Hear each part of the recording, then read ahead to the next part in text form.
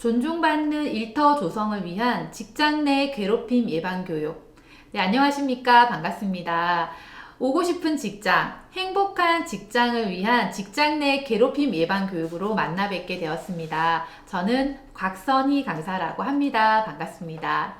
1강부터 3강까지 직장 내 괴롭힘 실태에 관련한 법규, 직장 내 괴롭힘의 판단 및 행위 예시, 그리고 직장 내 괴롭힘이 발생을 했을 때 처리 절차와 예방법에 대해서 1시간 동안 함께 하게 될 텐데요. 오늘은 그 첫 번째 시간, 직장 내 괴롭힘 실태 및 관련 법에 대해서 함께 알아보는 시간으로 함께 하겠습니다. 학습 목표는 보시는 것과 같습니다. 첫 번째, 직장 내 괴롭힘 행위의 실태를 안다. 직장 내 괴롭힘 금지법 시행에 대해서 이해한다. 네, 월급값은 욕값이다. 감내할 수밖에 없다. 지옥 아니면 전쟁터다. 라는 말 많이 들어보셨죠? 여러분들의 직장 생활은 어떠십니까? 안녕하신가요? 설문조사에 따르면 직장인의 73.3%가 직장 내 괴롭힘을 경험을 했다고 합니다. 한국은요, 직장 내 괴롭힘이 굉장히 일상화되어 있는 국가들 중에 하나입니다. 그 이유는요, 크게 두 가지로 나눌 수가 있습니다. 조직 내의 수직 관계, 그리고 권력이 관리자에게 집중되어 있다는 겁니다. 상사가 퇴근을 하지 못하면 아직도 퇴근을 못하는 직장인들이 굉장히 많고요. 업무적인 내용임에도 불구하고 아닌 건 아니다라고 말할 수 없는 그런 수직적인 조직 문화를 가지고 있는 기업이 아직도 굉장히 많다라는 겁니다. 실제로 피해자의 대부분은요, 본인이 피해자라는 사실을 인지하지 못합니다. 왜냐하면 선배들도 그러했고, 나의 동료들도 그러했고, 직장 생활은 다 그런 거야 라는 생각에 본인이 직장 내 괴롭힘 행위의 피해자라는 사실을 알지 못합니다. 자, 그리고 그 피해자가 직급이 올라가면 다시 가해자가 되는 경우가 발생을 합니다. 수직적인 조직 문화가 뿌리 깊게 있는 회사일수록 피해자가 가해자가 돼서 그 행태가 되풀이되는 양상이 굉장히 빈번하게 발생을 하는데요. 군대를 다녀오신 남성분들께 질문을 드릴게요. 내가 이등병일 때 가장 무서웠던 사람은 누구였을까요? 네, 제가 오프라인 교육 때 질문을 드려보면 가장 많은 교육생들이 바로 위에 일병이 가장 무서웠습니다 라고 이야기를 합니다.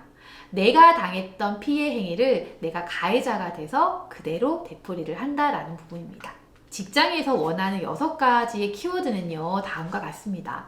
직장에서 공정하길 원하고요, 효율적으로 일하길 원하고요, 존중받기 원하며 가치 있는 일을 하길 원합니다. 그리고 성장하고 안정되길 원합니다. 이 중에서요, 저는 공정이라는 키워드로 오늘의 강의를 좀 시작을 하려고 합니다. 요즘 소비자들과 요즘의 직장인들은요, 공평한 것과 올바른 것의 추구가 굉장히 큽니다. 예를 들어서 내가 좋아하는 가수가 학교폭력의 가해자였다. 과거에는 크게 문제가 되지 않았지만 요즘에는 나는 그 팬클럽을 탈퇴를 합니다. 내가 좋아하는 커피를 만드는 회사의 어떤 그 기업 CEO가 알고 보니까 대리점주를 대상으로 해서 굉장히 갑질 행위를 일삼았던 비도덕적인 CEO였다. 라고 하면 저는 그 기업의 음료수를 불매 운동을 합니다. 이처럼 소비를 하더라도 이 공평함을 굉장히 중요한 기준으로 생각을 하는데요. 직장에서도 마찬가지라는 겁니다. 직장에서의 공정이라고 하는 키워드는요, 이런 것들과 연결이 될 수 있을 것 같습니다. 승진과 어떤 보상의 공평함, 업무의 배분에 대한 공평함, 공정함 등등으로 연결이 될 것 같은데요. 관계에 있어서의 공정함과도 연결이 됩니다. 요즘에 신입사원들 교육을 하게 되면요, 과거보다 상사라고 해서 임원이라고 해서 과도하게 깍듯하게 대하지 않습니다. 기본적으로 어떤 생각들을 가지고 있냐면요, 상사는, 임원은 나보다 결정 권한이 더 많기 때문에 월급을 더 많이 받는 사람일 뿐이야 라는 생각을 가지고 있습니다. 그래서 하인처럼 무리하게 비굴하게 깍듯할 필요가 없다라는 거죠. 저는 80년대생인데요. 제가 회사를 다닐 때만 하더라도 상사에게 굉장히 모욕적인 말을 들었다, 호되게 야단을 맞았다 라고 하면 직장생활 다 그렇지 뭐 하고 그냥 넘겼던 반면에 이 공정이라고 하는 키워드를 중요하게 생각하는 요즘의 직장인들은요, 그러한 행위를 갑질의 하나의 형태, 괴롭힘의 하나의 형태로 인지를 한다라는 겁니다. 어떤 갑과 을의 관계가 아니라 근로자 대 근로자의 공정한 관계여야 한다라는 걸 기억해 주시면 좋을 것 같습니다. 직장 내 괴롭힘 예방 교육을 왜 하는지에 대한 이유를 말씀드리면요. 직장 내 괴롭힘 행위는요, 방치할수록 조직에 굉장히 큰 손해가 됩니다. 민사소송이라든지 근로기준법과 관련한 법정 분쟁이 있었을 때 그 비용이 발생을 하게 되고요. 피해자가 피해 사실을 이유로 휴가를 쓰게 되거나 업무에 집중할 수 없을 경우 굉장히 생산성이 떨어지게 됩니다. 그리고 우리 회사에서 있었던 괴롭힘의 어떤 행위가 외부로 알려지게 될 경우에 굉장히 큰 기업 이미지 손실도 있게 된다라는 겁니다. 2019년 7월 16일에 개정 근로기준법이 시행이 되었습니다. 일명 직장 내 괴롭힘 금지법이라고 하는데요. 사실 법 개정 이전에도 직장 내에서 어떤 폭행이나 이런 부분에 대한 기준은 근로기준법에 존재를 했습니다. 그런데 따돌림이라든지 업무 배제라든지 이러한 애매한 부분들은요, 사실 피해자가 법적인 보호를 받을 수가 없었습니다. 법 개정 이전에는요, 직장 내에서 따돌림 행위가 발생을 했다? 그러면 피해자가 퇴사를 하는 경우가 굉장히 많았습니다. 가해자 중심이었다라는 거죠. 피해자가 사회 생활을 잘 못하는 사람이야. 우리 조직에 적응하는 것에 실패한 사람이야. 라는 관점으로 봤다면 법 개정 이후에는요, 피해자 중심으로 피해자를 보호하겠다라는 겁니다.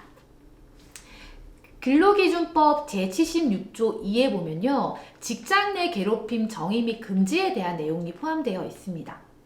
사용자 또는 근로자는 직장에서의 지위 또는 관계 등의 우위를 이용해서 업무상 적정 범위를 넘어 다른 근로자에게 신체적, 정신적 고통을 주거나 근무 환경을 악화시키는 행위를 하여서는 아니 된다라는 걸 법으로 정하고 있습니다. 여러분, 법으로 정하고 있다라는 건 내가 가해 행위를 했을 때 이 행위가 불법 행위가 된다라는 걸로 이해를 해주시면 좋을 것 같습니다. 앞으로는 직장 내에서 괴롭힘을 하는 행위가 불법 행위다라는 것. 두 번째, 근로기준법 제76조 3에 보면 직장 내 괴롭힘 발생했을 때 사용자는 조치의 의무가 있다라는 걸 규정하고 있습니다. 내용을 조금 더 살펴보시면 누구든지 직장 내 괴롭힘 발생 사실을 알게 된 경우에는 그 사실을 사용자에게 신고할 수 있다라고 되어 있고요. 신고가 접수되었을 때 지체 없이 사실 확인을 위한 조사를 실시하여야 한다라는 내용도 반영이 되어 있습니다. 피해자가 본인이 신고를 할 수도 있고요. 동료가 대신 신고를 해줄 수도 있습니다. 그리고 가족도 회사로 대신 신고를 할 수가 있습니다. 누구든지 신고할 수 있다라는 것, 그리고 회사에서는 바로 조사를 해야 한다라는 것. 직장 내 괴롭힘 방지법에 대해서 많은 분들이 오해를 하고 계시는 부분이 가해자를 바로 경찰서에 신고하면 되는 법이라고 알고 있습니다. 물론 폭행을 당한 경우에는 경찰서에 신고를 할 수도 있겠지만 이 밖에 교묘한 괴롭힘에 대한 행위들은요, 회사에 직접 신고를 하시면 됩니다. 직장 내 괴롭힘 방지법은 피해자를 보호하고 또 전체 근로자를 교육하고 괴롭힘 행위가 발생했을 때 어떤 징계나 피해자에 대한 보호 조치의 의무를 가해자가 아닌 회사에 부여를 해 놓은 법이기 때문에 회사로 접수를 하시면 된다라는 부분 말씀을 드리고요. 근로기준법 제93조에 보면 취업규칙에 작성을 하고 신고를 하라고 되어 있습니다. 여러분들 회사의 취업규칙을 내용을 한번 보시게 되면 직장 내 괴롭힘에 대한 금지에 대한 부분, 처리에 대한 부분, 그리고 어떠한 행위를 우리 회사의 직장 내 괴롭힘 행위로 볼 것인지에 대한 부분이 반영이 되어 있을 겁니다. 그래서 취업규칙에 반영하도록 한다라는 부분. 근로기준법 제109조에 보면 직장 내 괴롭힘 발생을 어떤 신고를 했다라거나 주장을 한 것을 이유로 해서 해고나 불이익을 주었을 때 3년 이하의 징역 또는 3천만 원 이하의 벌금에 처한다라는 기준이 있습니다. 피해자에게 피해 사실 신고를 이유로 불합리한 처사를 했을 때 회사 내에서 직장 내 괴롭힘 예방과 교육, 관리의 의무를 다하지 않았다라고 보기 때문에 어떤 사용자의 책임이 있을 수 있다라는 부분으로 이해를 해주시면 될 것 같습니다. 그리고 두 번째는요. 산업재해보상보험법 제37조에 업무상의 재해로 인정을 해주겠다라는 내용이 포함이 되어 있습니다. 사실 우리가 팔이 부러지거나 다리가 부러졌을 경우에는 산업재해 보상을 받을 수가 있습니다. 그런데 직장 내 괴롭힘 행위로 내가 우울증이 생겼다, 공황장애가 생겼다. 과거에는요, 산업재해 보상으로 처리를 할 수가 없었습니다.